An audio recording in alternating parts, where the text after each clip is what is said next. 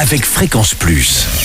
Surprenez votre famille et vos amis grâce au grand chef de Bourgogne-Franche-Comté. Cette semaine, je suis à la Cure, dans le Jura, toujours en compagnie de la chef Bérénice Salineau, dans les cuisines du restaurant unique en France et au monde, l'Arbésie, puisqu'il est partagé en deux.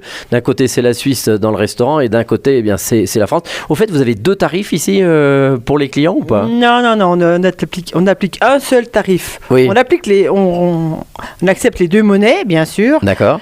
Et puis au taux de change du jour ou de la veille, mais...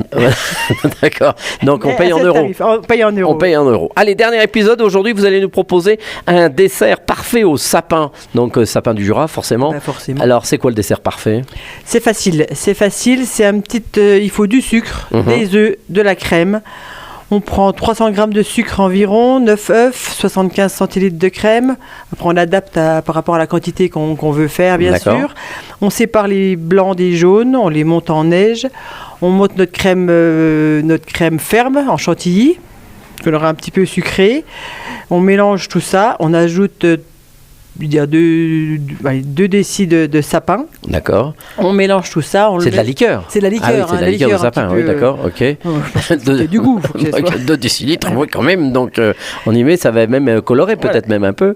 Oui, si on prend du sapin vert, vert, ça colore un petit peu. D'accord. Et puis après, on le met au congèle. C'est l'avantage, c'est ça garde une petite glace en réserve. Oui, on fait sa propre glace. Sa propre glace, voilà. D'accord. Et donc, on a un petit côté sapin de goût à l'intérieur. Voilà. Donc, il faut le laisser combien de temps au congèle ? Au moins la veille pour le lendemain, au minimum. Voilà. Et on peut le servir avec une petite meringue qu'on fait aussi vite fait pour garder le croustillant. Et ça, la petite meringue, c'est facile. C'est autant d'œufs que de sucre monté ferme, que de sucre glace et de sucre en poudre. D'accord. Voilà. Eh bien, merci Bérénice Salineau de nous avoir accueillis tout au long de cette semaine ici dans les cuisines du restaurant l'Arbésie. Vous êtes la chef depuis combien d'années, vous ? 30 ans, je crois. Ah, déjà 30 ans, oui. Déjà, parce qu'on disait le restaurant a plus de 100 ans, 1869, je crois. C'est ça, oui. Donc, c'est quand même un historique. Et puis, je crois que savoir aussi, pendant la guerre, il y a eu beaucoup de choses ici. Ça traversait, il y a eu beaucoup de résistants. On a beaucoup d'histoires à raconter, que ce soit pendant la guerre. Ce qui nous tient, c'est un petit peu ça, parce que le grand-père y était et tout ça.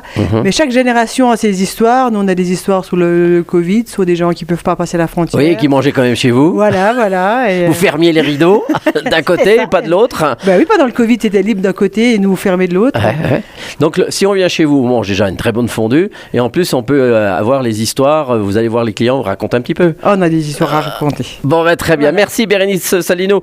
Donc, ici, dans les cuisines du restaurant l'Arbésie, vous aussi, vous le savez, cette semaine, vous pouvez gagner un menu pour 2 ici au restaurant l'Arbésie. Vous envoyez Papille par SMS dès maintenant au 7 14 15. Papille au 7 14 15. Alors, bonne chance à tous. Et pour le prochain épisode, eh bien, on se retrouvera cette fois-ci avec un nouveau chef. Et d'ici là, chouchoutez vos papilles. Chaque semaine, découvrez les meilleures recettes des grands chefs de Bourgogne-Franche-Comté. Du lundi au vendredi, à 5h30, 11h30 et 19h30, chouchoutez vos papilles. Fréquence Plus.